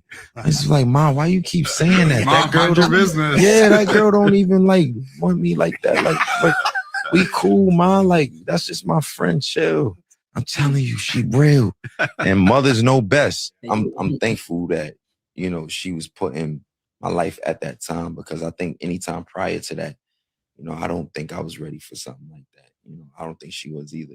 A woman will change your whole life, especially if it's a companion. Before I had my children, it was like being with my girl, took a blindfold off. As soon as you get with a girl, she'll tell you, like, that's not your friend. That's your friend. But that one, no. And to be clear, you didn't just get with any girl. I know. I got with a very special woman. I love that. I love them two together. Okay. I love them two together. Now, while I did like Rihanna and Chris Brown when they were together during their time that they were together, after that whole, you know, Valta incident that they went through, I was just like, okay, I don't know now, because you don't need to be with nobody to beat you up like that, Rihanna. Okay, girl, know your worth out here. Know your worth. Now, I love you, Chris Brown, but that's a no, honey. No, I got to pop your hand for that. But it's like when she got with A$AP Rocky, like you could see a difference in Rihanna. Like she just didn't care about a lot of things that she used to care about. Like she didn't want to do music no more. She was so damn in love with this man. They had such a connection that was so real. Like she immediately wanted to be a mom. Like you could tell when you get with the right person, it's a lot of things you say you're not ready for and that you don't want to do. It's like all the things that you now want to do because it just feels like the right time because you're with the right person, right? Right. Like I didn't want to have no kids prior to meeting my husband. I was like, I don't have no kids. Like I want to travel. Shit, I was doing modeling. I told y'all guys I modeled for some time. I wanted to travel. I wanted to have my free time to go and do the things that I wanted to do. But it wasn't until I met my husband who I was like, oh my God, I want to be a mom. I want to have kids. I want to do this. I want to, all the things I said I never wanted to do or wasn't ready to do. Like I was automatically ready to do those things because it just felt right because I was with the right person. But I get that with them because baby, they're making baby, even though I hear that they're married now. Okay. I hear that they're married now, which is a great thing because y'all know they're super private with their life. I did read where they said that they don't hire a nanny to keep their kids back, that they watch their own kids. And we see that when they're out and about, like Rihanna will have one child and A$AP Rocky have the other two. You know, she just had another baby, I think a baby girl. But they are very hands-on with their kids. And they're also, Rihanna's a billionaire. I mean, she married A$AP Rocky without a prenup. So that tells you a lot, right? She super trusts this man because who would $1 billion want to be out here marrying somebody without a freaking prenup? So that's just how much she trusts him. I probably wouldn't have done that, but hey, it is what it is. That it feels right to her. And I hope they stay together forever because they've been together for quite some time, but they are still building their family. I did read that Rihanna said she did want to have at least one more baby. So that's great for them if that's what they choose to do. But it seems like he's there for the long haul and they have a lot of stuff in common. And when they go to her country of Barbados, he says his family is there as well. His father is there. So that just works. It just kind of falls in line with things. So shout out to A$AP Rocky and Rihanna. I love them. It's like he's bringing out the best in her. Motherhood, like I didn't see Rihanna being no damn mother when she first came out as an artist. She was a wild child, right? I can grinding and pop locking and all this shit on stage, but it brought out the best in her, and he just seems calm. He ain't this thug ass dude that we used to see him be. I'm sure it's probably still in him, but Rihanna has calmed him down, and he brought out the best in her. So I love that for them. Like shout out to Rihanna and A$AP. I love them. All right, moving right along. Let's get off the mushy stuff, right? Y'all like me too mushy. All right, let's get along. Yeah, Rihanna said she want to have at least one more. So shout out to them. They make beautiful kids too. Beautiful kids. All right. So Tamar claps back at a social user. She always clapping back at something. I'm so sick of her. I want her to go somewhere and sit down. But Tamar claps back at a social user for condemning her for having gay men around her child. Y'all know she has one son with Vince, okay, who looks just like Vince, and not having a man, okay, said that they love it here, biatch. So let's get into what this whole topic is about. So Tamar child, who goes by Tamar Estine Braxton, shout out to Neighborhood Talk on this, said that, are you dumb? This is what Tamar is saying. The people clapping back telling her, you keep too many gay men around your son, girl. Aren't you worried about that? Like you need to have a strong, man around your child. not these guys who are gay or whatever. So she said, are you dumb? She said, first of all, who's looking for a man? Girl, you said this the other day, you ready to be married, you want to be a wife. She said that my home life isn't this loud drama-filled internet game that y'all nervous system is addicted to. She said that they love it here. Biatch. So you referring to people as biatch now? Then she puts the laughing emojis. So this person named Future Real Housewife then says that at Tamar Braxton says they gotta find a man who don't mind all them punks. Being in her home or being in their home and around their child. So they were, I guess, trying to tell her, don't have all these flamboyant men around your son. If you want him to be a strong black man, if you're raising a strong black man, like don't have all of these guys who deem themselves to be or are gay men around your son like that. I mean, you can't tell people how to raise their sons. Of course, you know, most of Tamar's staff, they are gay. And that's her choice, and that's who she chooses to be around. She acts very extra, just like a gay man as well. But what do y'all think about that? I'm not into telling, as long as her son is happy and healthy, I try to stay out of people's business. Now, if there's an issue with a child appears to be abused or something like that, I mean, you do have to watch who you have around your kids, Tamar. You do. Now, that part I agree with. But I'm not inclined to get in people's business like that. If I don't really see anything that really needs to be checked, and she can have who she want to have around there, as long as they're not doing anything to her son that's inappropriate, or you know what I mean. I try to stay out of people's business. But y'all sound off on that. Because y'all know Tamar will, she stay in the comments, always comment, and she does clap back. So if y'all are saying something about Tamar in the comments, 9 times out of 10, she gonna see that shit and come back. She is. All right, but let's continue on. Because child, this mess between Tokyo Tony and doggone Kaya, they are still going at it. I said, this is a never-ending story, my God. So Kaya has come back to read Tokyo Tony yet again, and I am back with this good old read, because y'all know I love read downs, honey. So Tokyo Tony tried to come back and read her down, but Kaya let her know, girl, go work on your reads and then come back. I'll be here, okay? I'll be here, but work on your reads, girl. So shout out to that Grape Juice, said that Kaya reacts to Tokyo Tony's threats to pulling up to fight her for a now viral dragging in which she referred to the reality star as a failure as a mother and grandmother. Ooh, girl, so that cut her so deep. She's talking about pulling up and fighting Kyle. See, this is the thing that I always have to say. If you're not a reader, if you're not a wordsmith, if you can't put words together to read a bitch down, stay out of that, right? Don't be trying to practice when somebody done tore off in your ass online, because you're going to get drugged. Like the people in the comments, they're going to drag you. The people like on the internet, they are going to drag you. Tokyo Tony, yes, you do have a slick mouth, but not slicker than Kaya. I'm just saying, Kaya read your ass down, and she get about to read your ass down again when I play it. But just take your L, girl, and sit the fuck down, because this is not what you want, right? This is not what you want. Not everybody is a clapbacker. I'm a clapbacker. If I ever read your ass down, you're gonna know it. But Kaya, I gotta give you your flowers, girl, because yeah, you did. Tokyo, go sit down, baby. Go find your tooth wherever it is. I don't know, and sit the fuck down, because this is not what you want. Shout out to that Grape Juice. Let's get into it, honey. I go to Tokyo, broke your crackhead, crack Tony. Oh, what's the matter, ho? Is there a problem? Gaggo, you calling and leaving voicemails while online fronting and smoking dank like you a real big bad wolf? Gaggo, like you're known for, ain't that right? Gaggo, smoking that dank. That's about it. Ain't that right, Angela? You are nobody. Girl, you're singing the same song after 130 years. So I'm going to leave you about 40 more to be sure that your skeleton face see it. You gotta come harder than that. Your roast gotta come harder, and your gags gotta come harder when you're fucking with a professional roaster like me. Whether you already smoking roaches, burning up your fingernails with them crackhead hard ass man hands and knuckles and elephantitis legs, knees and ankles and body, pussy and ass spit, not parasites and worms. Girl, kill yourself. Don't call me, call your doctor, bitch. A gag order, so we all can get roasted and we all can go to jail, okay? And I'm gonna have the bail money. You're not, so be careful. And that order feelings hurt because you can't handle what you asked for. Gag order, I know when you picked up your phone and seen that snippet of a roast that everybody is reposting, liking, and sharing and gagging at your nothing ass, you were ready to throw up and shit at the same time. Stay far, far away from me. You ain't worthy of no more attention, okay? We're not gonna talk about this anymore after today. That's why you don't get it from your whore for a daughter or your grandbabies, and you won't be getting any more from the queen. You penniless whore. You ain't talk about nothing, bitch. You've been talking about busting ass for years and ain't bust not one grape, ain't bust not one nut, ain't bust not. I mean, that's all you do is run your mouth. Girl, shut the fuck up talking about you on your way. How you gonna get here again on the mega bus, the Greyhound? You gonna walk with the monk? But you know what? Pick your battles wisely next time. You hear? It's as simple as that. Nikki Trump Minaj is somewhere gagging at your bitch ass because even she knew better, you big dummy. I guess she didn't ask you to open your fucking mouth. She don't know why you decided to take her for a whore who don't even know nor looks in your direction. You barefoot street walking ass bitch. Bitch, if you keep on, I'm gonna give Gag Nation your Motel 6 room number. And Gag, go to so Gag Nation can call your broke ass hotel room repeatedly, roasting your buck tooth ass non-stop until you have to change your room number, bitch. And you know you ain't got no money to be changing room. Gag, go to Tokyo, Brokio, crackhead, crack Tony.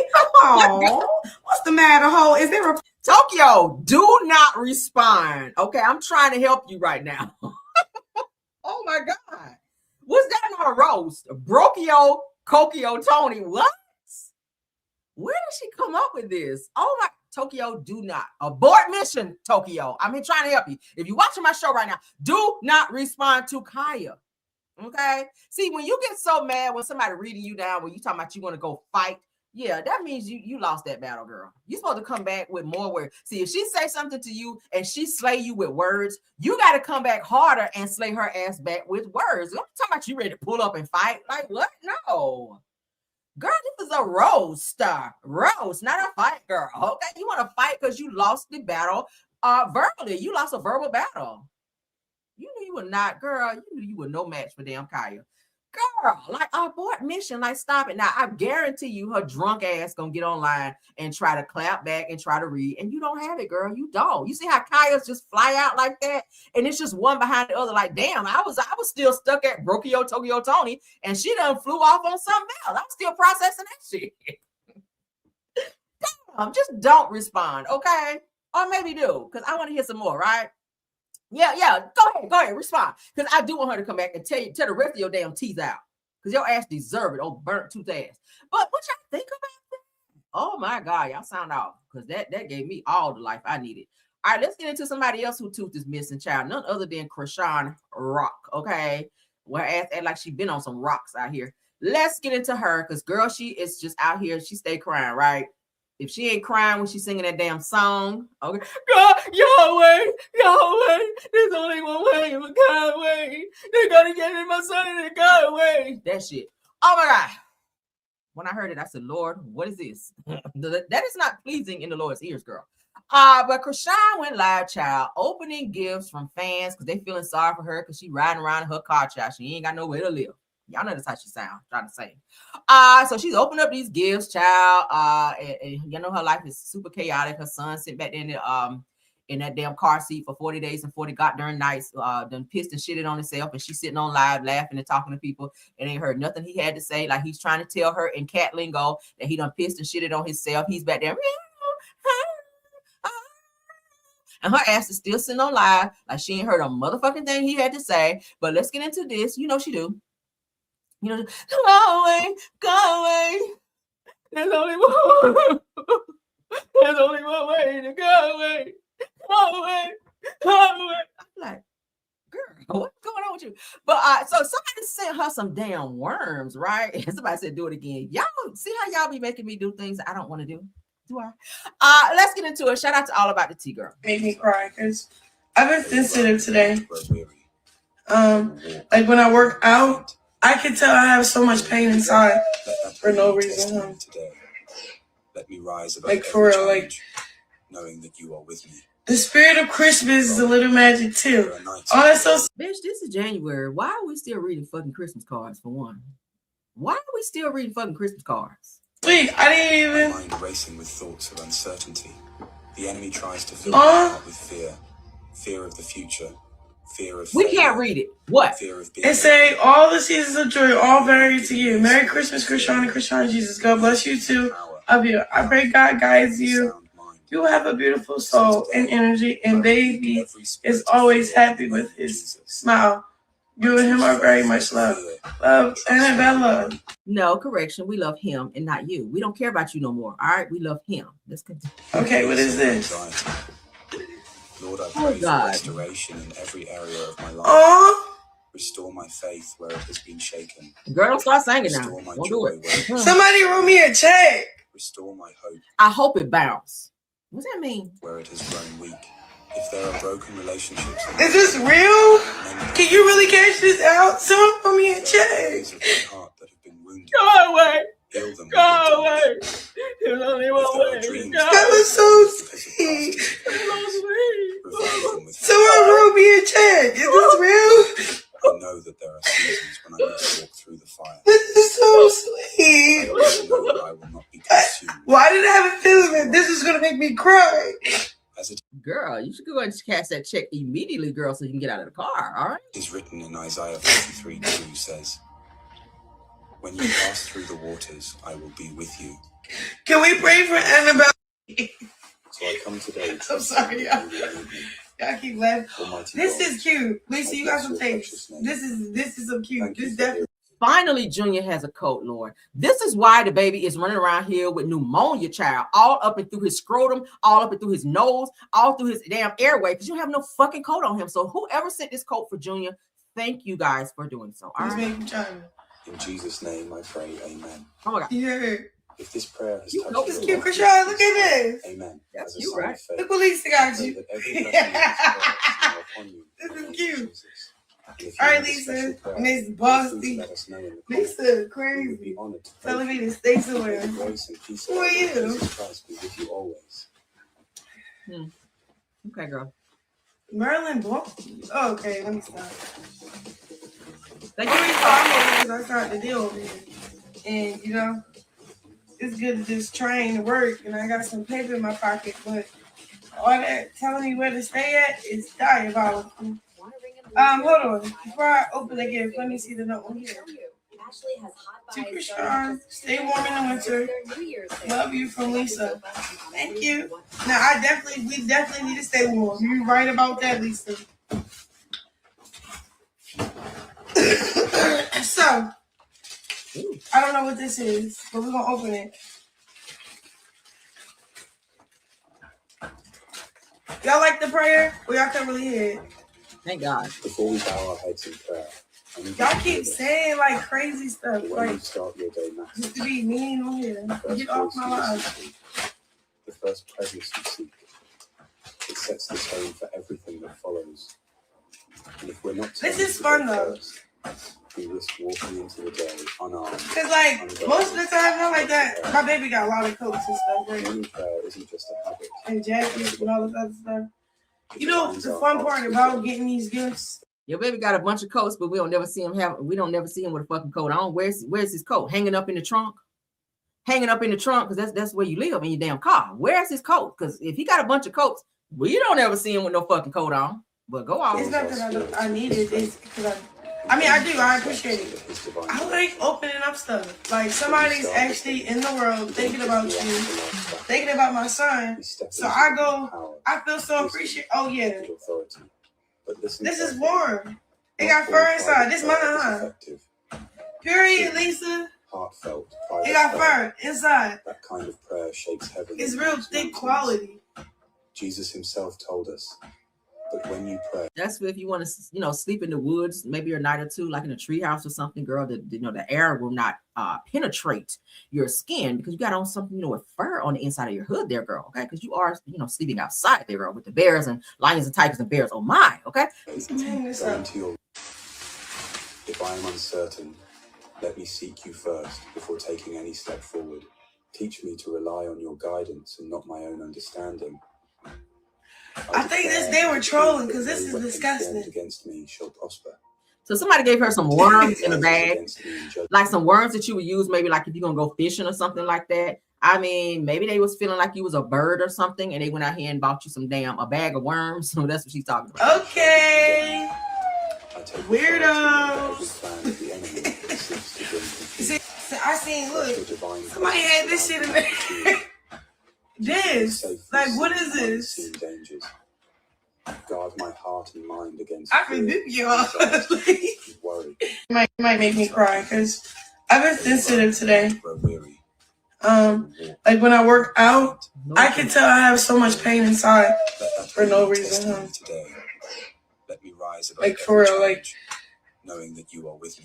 The spirit of Christmas is a little magic too. Oh, that's so sweet. I'm not hearing that again. What do y'all think about this? Again, my heart go out to the child. I have nothing for Krishan because you a grown ass woman who know better and you don't want to do better. Okay. I feel like you're more so concerned about your life and the direction you want your life to go. But when it comes to your son and his health and well-being, I feel like you don't give a fuck. Like I said, while your son was sitting in the backseat on live trying to tell you that he has soiled himself and you didn't give a fuck. Like you were still talking on live until he just got so loud. Okay. He got so loud until you could not continue your live and you had to reach back there and change him. Okay. I think you were going to let his ass sit there while you rode around and finish your live, which I feel like that is not a great mother, girl.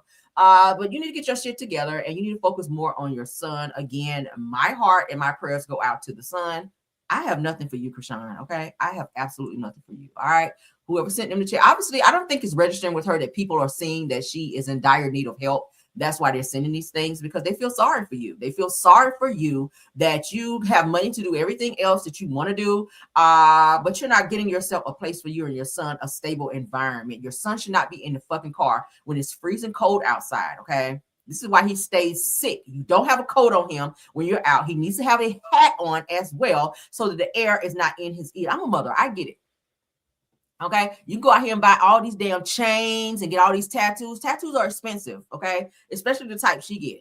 Tattoos are expensive. So if you have money for chains and tattoos, bitch, you should have a place for you, money for a place for you and your child to get off the streets and not sleep in the fucking car. Like, why do you not get that? Why do you not get that? Like, how long does it take you to get yourself together, girl? Like, for real. Let's move on. I ain't got no more for her. Jesus. Oh, my God. All right. Let's get into this Candy Verse and Todd news, and then we got to move on. Now, in addition to Candy putting out there that Todd Tucker was not paying anything for their children, according to Real Housewives of Atlanta fan page, it appears that Todd also was not helping pay any household bills. Now Todd was like, oh yeah, I'm helping pay this, I'm helping pay that. I feel like I'm entitled to half the equity of this house. I told you guys the other day. So he felt that he is entitled to half of or a portion of the equity in Candy's home because they're married and he feels he's paid a few, light bills, gas bills, and whatever in the home. But according to Candy, he ain't even paying no damn house bills as well. He ain't paying no money towards the kids and their well-being, and he damn sure won't pay nothing towards the house. Now, I told y'all that Candy says after she filed for divorce and took that shit down to the courthouse that Todd decided he was not doing shit after that.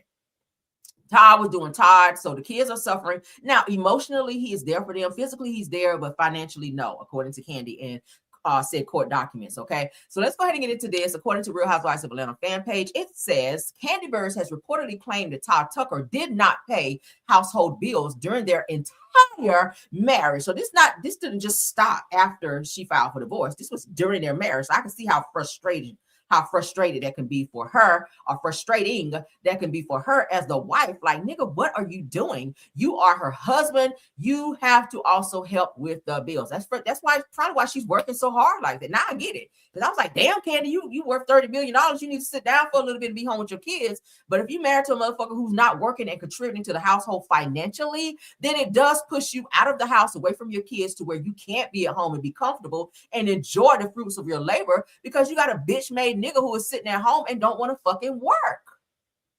Like, damn, now I get it. Now, what was he doing with the money that he was getting from the restaurants and other business ventures that he was involved in?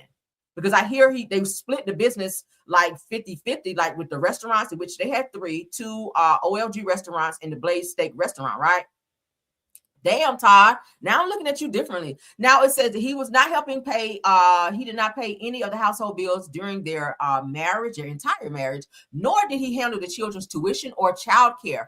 Proof that everything isn't always what it seems. Okay. See, on the outside looking in, we were like, oh my God, they're the perfect couple. This nigga staying there rent free, ain't doing shit. I guess he felt like since Candy is worth more, she's 30 million rich, that he ain't got to pay shit because he only sitting on 400K. But no, sir. So according to reports and court filings, Candy was allegedly carrying the financial load while also helping build Todd up, only to be betrayed in the process. Now, what's raising even more eyebrows, girl, okay, is that Todd reportedly requested alimony and full custody of the children and moved many as a move that many see shocking given that Candy's level of success and independence. Now, the situation has sparked a wider conversation about women settling, which I feel like she did, with many saying that when you're on a Kandi Burruss level, financially, professionally, and even personally, settling is never the answer, especially when loyalty and contribution aren't being reciprocated. Now, I'm going to say this. If you ain't bringing in no household money to help out with the bills and shit, you can't be out here cheating too. Like, it's got to be a give or take. It's got to be a catch-22 in this situation somewhere. Like, it has to be a middle man here. It has to be some boundaries. We talked about boundaries just now. There has to be some type of boundaries. Now, I get it. As a woman, we look for a man to lead. All right. How the fuck are you leading your household when you ain't even paying no fucking bills and you have income, Todd? That's not good. I see why she kind of grew out of love with his ass. Why she got tired and just said, okay, enough is enough, bitch. I'm just filed for divorce. And I'll get the money on the back end for what I feel is owed to me and our children. Like, Todd, you wanted these kids. You wanted these additional kids. Kandi, you did too. It takes two. But at the end of the day, you guys decided to get married again. And I'm going to keep saying this. I feel that Todd still had a lot of bitterness from Kandi asking him to sign a prenup because he felt that the two of them getting married would get him closer to her money. He knew who the fuck she was whenever he married her. He knew what she was sitting on financially when the two of them got married. And I got to kind of blame Kandi for this. And I know some of y'all are like, what? Yes, I got to blame you a little bit, Kandi, because I feel like, and the saying says, start out the way you can hold out. I feel like Kandi started just paying for things as related to she and Todd versus making him also be the man and do the things that a man is supposed to do. If y'all go out to eat, yes, even though you're worth $30 million, make him pay for some things or most of the things to show that he wants you. If he's dating you, he needs to prove himself to you. That go for any woman. Don't be out here paying for everything as related to no damn man in order to keep a man. Candy's been known to be a sugar mama a time or two, if not every time, when it comes to men that she date. And again, some women like dating men, like dating down, even though they make more money than the actual person that they're dating. They like to date down because it makes them feel a little bit more in control in the relationship. And I feel like maybe that's why Kandi decided to marry Todd, because she knew she was the moneymaker. She was the one that had everything. Like, he moved into her house, right? She did say that when they got married, she did have his own car, which was like a Range Rover. But he, wanted to drive her car too. I bet you did. You pulling up, you driving the Range Rover, she got, the Bentley and all this other shit over there. Of course, you want to drive her car. You moved into her house. Like, shit, she got 2 houses on her property. So it's nothing if you guys fall out, you go over to the guest house. Like, where else would you do that? With who else would you do that with? If you would have been with any other chick, they probably would have threw your ass out and been divorced you. Because a real woman like myself, bitch, you're not going to be, no, you're not moving in my shit and don't pay no bills and you don't go to work every day. And if you're bringing in money, you're going to contribute to the household. But I feel like Kandi kind of allowed this situation to continue. And I feel like a person like Todd, I've seen enough videos to be able to make this, to make this interpretation of Todd. I feel like Todd uses certain events and certain situations in his relationship with Kandi as a means to punish her by things that he does, like not paying the bills, like not coming to get the kids, because he knows that that's near and dear to her, like not giving her sex when they want. To the place to where 6 months into their marriage where Candy's like, I'm not happy. Like, we're not having sex as we usually would. Like, when we were dating, oh my God, we were like rabbits. But now that we're married 6 months in, like, it's just not a happy time for us now, to where you guys have to agree to bring a third person into your bedroom in order to spice up your relationship when the both of you guys are freaks. Like, figure that shit out, right? You should not bring a third person. If Kandi, you a freak, you have a whole sex line, a sex toy line. Like, hello? Like, it gives weird energy. I hated to hear that they were divorcing, but I understand now. Okay, the more I keep reading up, the more they keep being revealed in terms of their relationship, it kind of makes me feel like, okay, now I get it. Why she wants to just go ahead and cut her losses as related to Todd, because Todd comes off as a bitter bitch when it comes to him stepping up to the plate to be a man. Kandi cannot respect you as a man in the situation and or the relationship because you're not standing up and being. And so how can you lead, nigga, when you ain't bringing shit to the table but your feet, right? Right? It gives ulterior motives. It gives that, and why would you be that upset if she's asking you to sign a prenup, knowing that she's a businesswoman, that she's coming into this situation $30 million rich, and she's already built businesses and things that she already acquired prior to you. The goal is to get together and build together. But I think that he came into this thinking, oh, she loved me so much that she ain't gonna make me sign no prenup. And you were very offended by that. So you used that and held on to that. And I feel like you use it to punish Candy, and you're still continuing to do that, because if you got money to go out to the country, bitch, you got money to pay for the kids' tuition and nanny and household bills. Because if you stand in the guest house, bitch, that's still on the same light bill. So that's the least you can do. If you're staying in the guest house, bitch, you need to pay half the light bill, if not all. Shit, pay it all. If Candy paying the mortgage, if she has a mortgage, pay it all. Okay? You got to have somebody come and cut your grass, and, somebody do your yard. Pay for that shit. Right? Don't be going live as soon as the children come around you and on that daddy daycare shit. I felt like that was some bullshit. Candy said he be out here trying to pretend to be doing shit that he ain't really doing. Like, don't click live when Blaze walk in and be like, oh, you want me to make you a sandwich? And y'all be like, oh my God, he's such a great father. Bitch, shut up. It's a nanny there doing all that shit. Candy already said it. She's paying for a nanny to make sandwiches, make beds, do laundry, clean the house. Make sure shit is running the way it needs to while she's out getting a bag. You're like another dependent. Right? Ty, you're a dependent in this marriage. She didn't want that. She want a husband, not a dependent. That's why you got to be careful who you marry. Right? That's why you got to be careful who you marry. Tayana Taylor, that's why she had to get the fuck away from Amon Shumpert, because he was feeling a sense of entitlement and he started to punish her. You have men, women do it too. We're not just going to bash the men. You have people in relationships, when they see the value of your success, a lot of times when they can't touch that success, or when they don't feel as needed in a relationship, they will punish you in ways that they should never punish you. Like going out and cheating. There's no reason for you to have cheated, because y'all have a mutual agreement and a person that you guys both agreed to that y'all will have a threesome. Y'all will share this person. This person is happy to come in, travel with you guys. Whenever you call this person, they make themselves available. They have a whole NDA to where shit ain't getting out. Y'all can have fun, do all the things that you want to do. There's money there to where y'all can travel wherever you want to go. Todd, you had the perfect setup. You fucked up the setup. But I feel like, and I'm saying it here, men do it, women do it. They always try to punish you and do the things that hurt you the most by like staying away. We've seen videos where Candy fussed at Ty like, well, why are you leaving? Why you got to go and stay gone for 2 weeks? Like, because he knows that hurt you. Even though she's vocalizing to you, like, I need you home. Like, hell, I just came back off the road from on tour. Now I'm home. I want to spend time with my family, and you're choosing to be away for 2 weeks.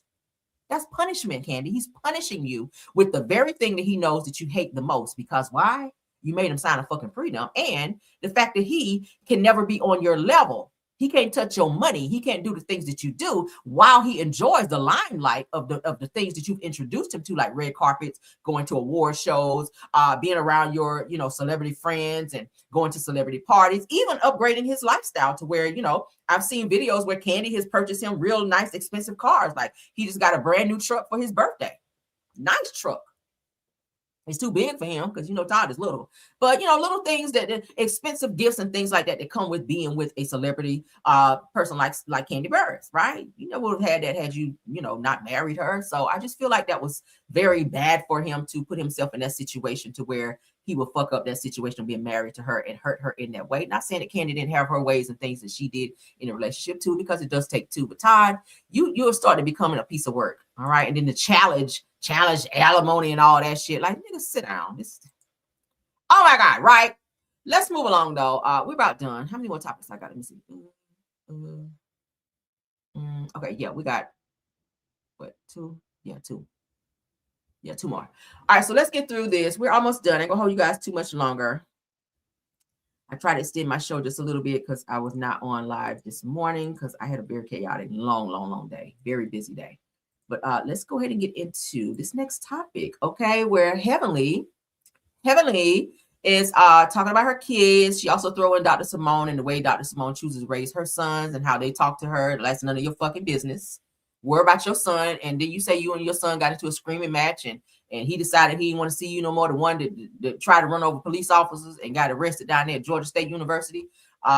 She's talking about her kids and how she chooses to raise her kids, but she had a lot to say about Dr. Simone and Dr. Simone in terms of how she raised her children as well. You need to holler at this one right here at the bottom. This one right here. Him. Okay. Yeah. Because you ain't seen it yet. Or maybe you did. Okay. You got a lot to say about your other kids, but talk about why Alara brought her ass home from college early. We all talked about it, right? And talk about this son down here who's training to be a dentist just like you.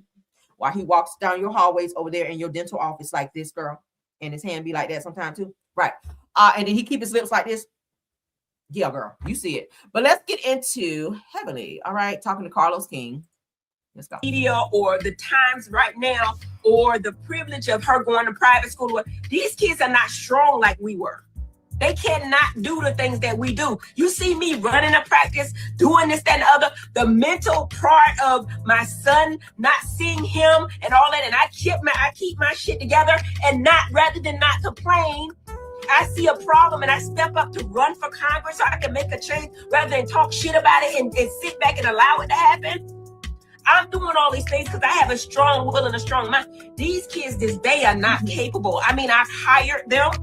They can't do the things we do. They can't even come to work every day. The people, the young folks, I'm seeing young folks 30 and under, probably 35 and under. If they come to work 4 months in a row, man, I got to call in. I came every day for 4 months. They mental capacity, their thought process, and all that is fucked up. And I don't know how they got there, but it is what it is. And my whole thing is I will never allow my daughter to go without.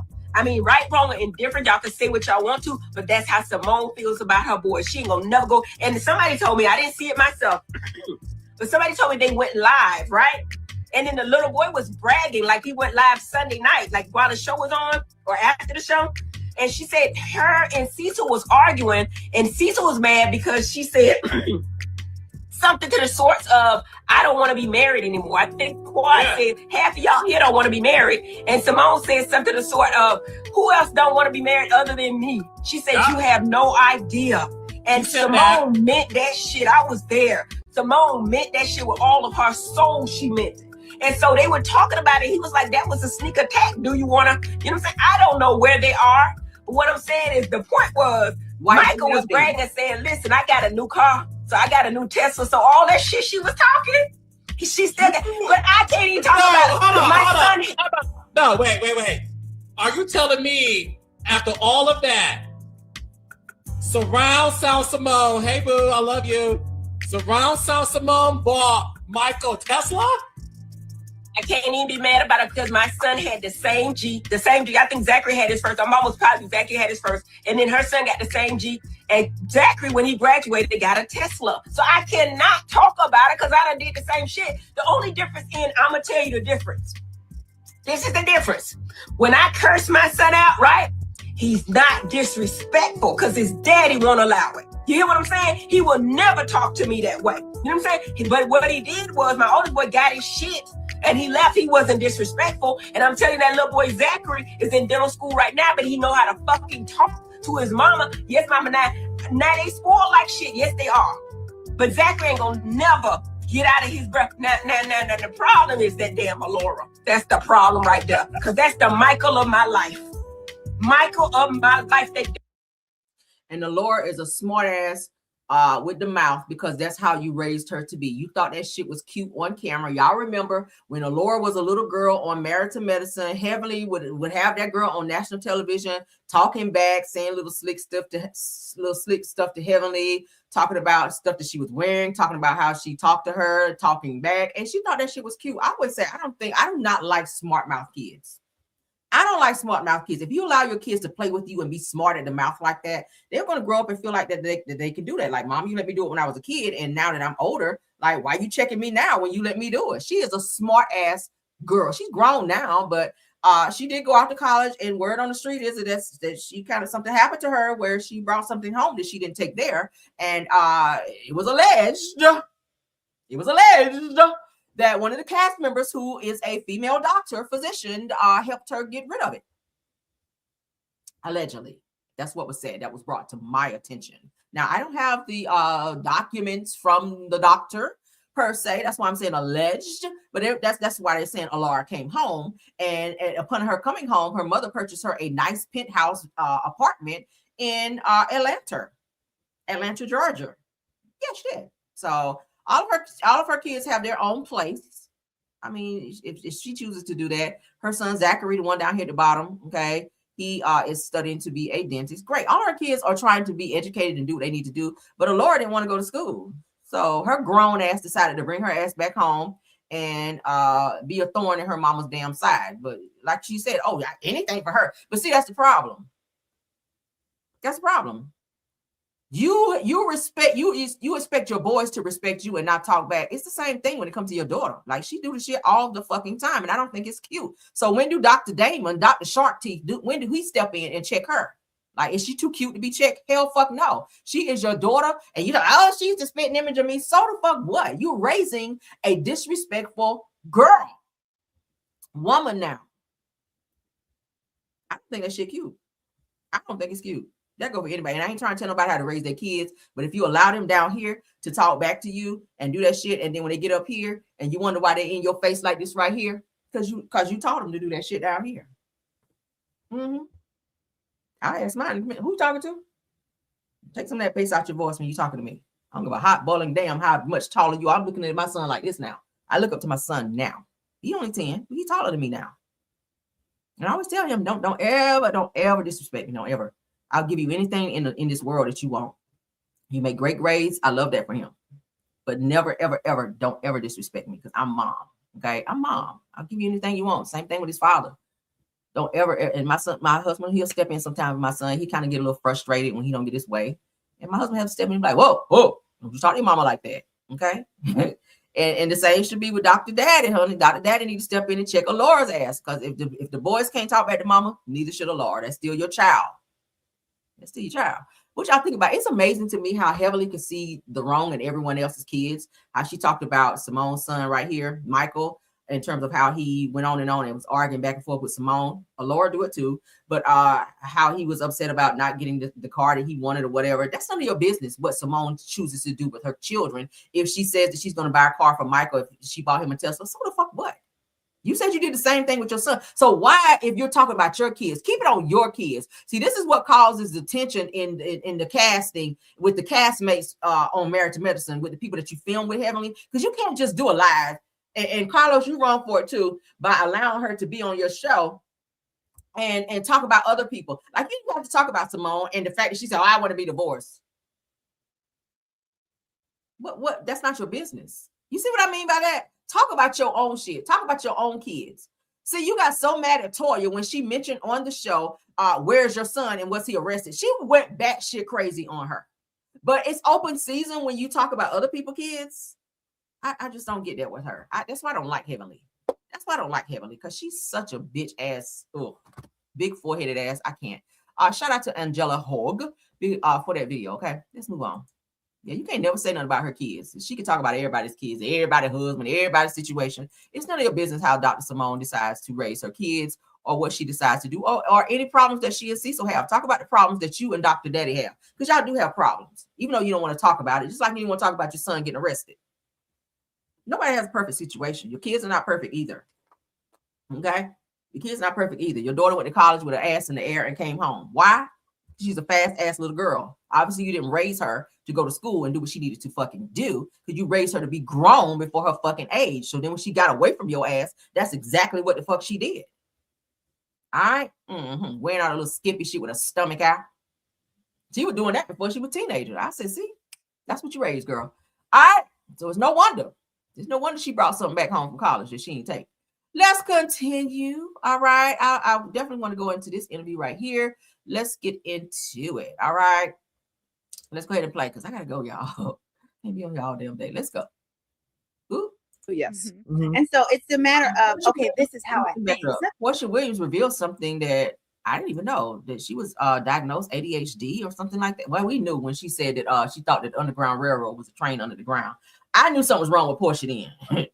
I was like, ooh, girl, you need to put your helmet back on. But she's been diagnosed, according to her, she's been diagnosed with ADHD, according to her. So let's get into this, because she's revealing a lot about herself. Shout out to the Angie B. Angie Martinez, Angie Martinez interview with Portia Williams. All right, let's go.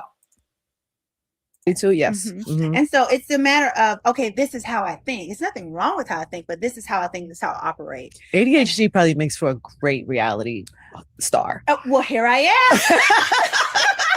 It's probably I am. You know, I'm always like, oh, what made me like a star? Here we go. because you have to be on, you have to have energy, like you have to be exciting to watch. Yeah, unpredictable. I'm sure that has contributed to the success of your reality career. Yes, spontaneous. So it's a gift and a curse, probably. It is. But I look at it now as a gift, you know, and I've found I'm not medicated. What I take is L-theanine, which is really good. So anybody out there, I hope I can spread that message that L-theanine is amazing.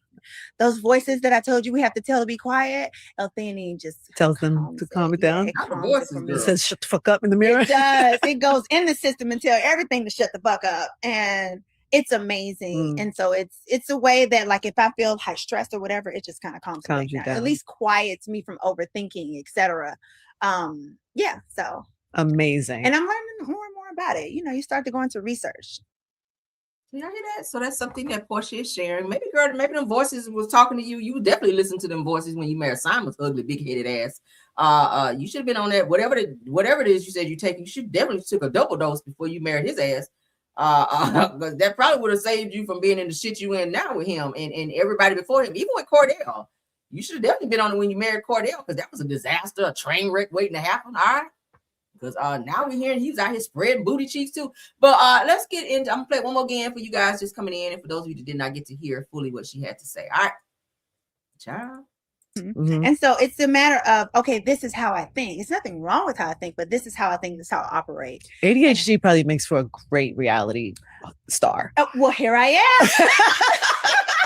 It's probably I am. You know, I'm always like, oh, what made me like a star? Here we go. Because you have to be on, you have to have energy, like you have to be exciting to watch. Yeah, unpredictable. I'm sure that has contributed to the success of your reality career. Yes, spontaneous. So it's a gift and a curse, probably. It is. But I look at it now as a gift, you know, and I've found I'm not medicated. What I take is L-theanine, which is really good. So anybody out there, I hope I can spread that message that L-theanine is amazing.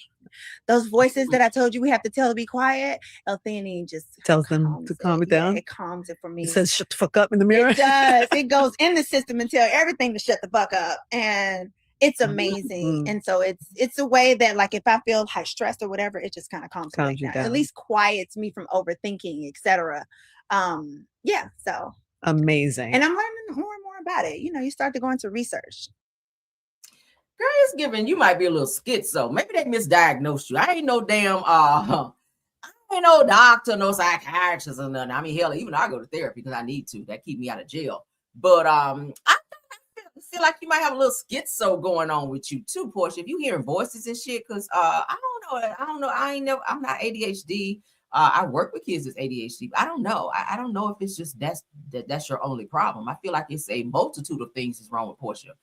In addition to the fact she is a little slow. You are definitely a little slow. You're a pretty girl. Okay. Thank God that you had some work done to kind of help you out, because you used to look like what's called Arsenio Hall back in the day, girl. You like Arsenio Hall with a wig, but now you got some work done and you look great. I love that for you. But I do feel like there's some things that's definitely going on with you that's beyond ADHD. Again, whenever you said that on national television, you know, what was it she told Nene?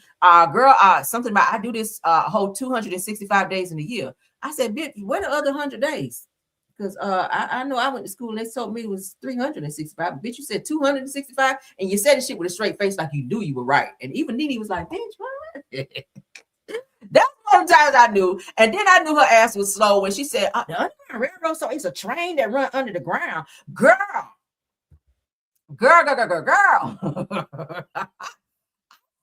know you fucking lying. Ooh, yeah, I had to play that. The train went under the ground, Lord. So you could hear the train whistle under the ground. So you just out walking and about, girl, just minding your business. And you heard that and said, oh my God, let me stop because the train under the ground, girl, is getting ready to cross across the tracks, Lord. Okay. You didn't want to get ran over by the train from under the ground, Lord, right? So yeah.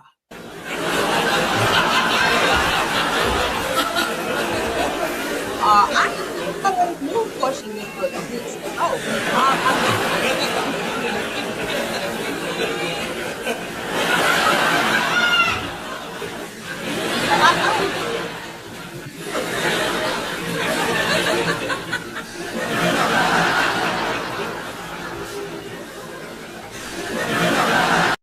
Yeah, girl, I always knew that you were a bit slow. I knew, girl, that you were cutting out the paper turkeys like they did in school.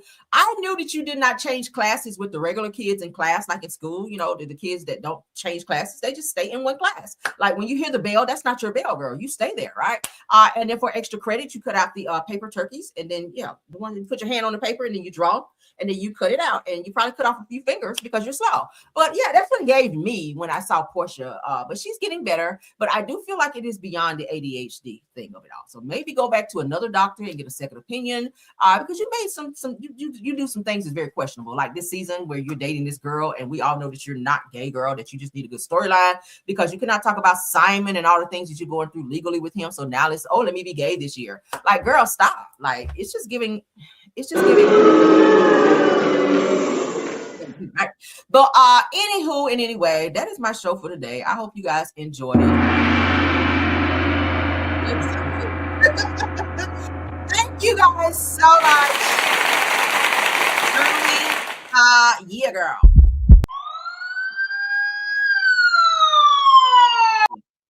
But thank you guys so much for joining me for this show. I love the sound effects, don't y'all? Thank y'all again for the show. But thank you to my top flight mods. Let's go ahead and do my thank yous because I gotta go, y'all. All right. I extended my show just a little bit for you guys so that y'all would have a little bit more time with me. I will be back for our later pop-in, so you guys keep your notifications on so you guys will know when I go live, okay? But shout out to Tiffany Thomas, which is my newest mod. Shout out to her. She does such a great job as well. Rose Armstead, thank you so much. And thank you so much, Truth TV Podcast, for doing an awesome job as well. Y'all do good. Thank you to all the content creators who stopped by here. Let me call them out, because y'all do be supporting my channel, and I love that for y'all. Y'all could be over there doing your own videos, doing your own stuff, but y'all do stop by my house and support me, and I do appreciate that, okay? Said great commentary. Thank you, Stacey Lane. All right. Stu Queen B, thank you. Black Women in the Building, thank you so much. Simple Mom Family TV, Jonetta Speaks, JCD Creation, Shay P, Shay Renee, Queen Speaks TV, Deary Talk, and Schoolboy, if you're in the bushes, thanks for being here as well. Let me look at a couple comments before we get out of here. Let's take Portia down with her crazy slow self, child. And let's put this back up there for now, because this is going to be my last. Let's put them up here, child. Let's put this damn apple neck ass nigga up here. This apple neck ass. Let me see. You said you was wondering what was up with that, Miss Didi. Right. Deborah Holder said great show. D-Night said great show. Thanks for thinking of us, Cameron. Of course, I always think of you guys. All the time I think of you. I always think about y'all. Great commentary, Miss Bernadette says. Great show, really. Thank you, Tiffany Thomas. Cassandra says that Portia got passed along in school, said that she should have gotten held back. She's dense, very slow. Cassandra, that was such a read down, girl. Y'all know Portia licked Windows child for extra credit in school. Y'all know she did. But Deborah Holder says, I like Portia. Said that also she seems to be a little smarter now than she was at the beginning of the show. She has grown. I've seen some growth. I have seen some growth, but some of the stuff she does is still very questionable. But she definitely licked Windows for extra credit, honey, in school. She actually did that shit. Okay. Yes, girl, from the front. Because she was on the short bus, so she didn't have to lick long. It won't about 5-10 windows on there, child. 5 over here, 5 over there, girl. She licked 10 windows and got that extra credit, and they passed her along, Lord, right? Faith Williams says, you still laughing? Child, get your laugh on. Monica Gillespie says, great show. Thank you so much. Great lives, according to Pen Pal. Tam C is still laughing. D Nice is still laughing. Stephanie Thomas says it all right. I'm not buying that either. Okay. Yeah, she got some more going on. It's all right. We still love you, Portia. All right, we do. Stacey Lane says that Portia was in not sped class, girl. Stop it. Y'all are a mess, okay? That is why I love y'all so much. But let's get out of here. I hope you guys have a wonderful Friday Eve. I will definitely be back. Keep your notifications on, though, so you guys will know when I go live. All right. Again, thank y'all. Let's go. If nothing else, then let's get out of here. Let's see what I want to play. Boom. All right. Give me a little rap.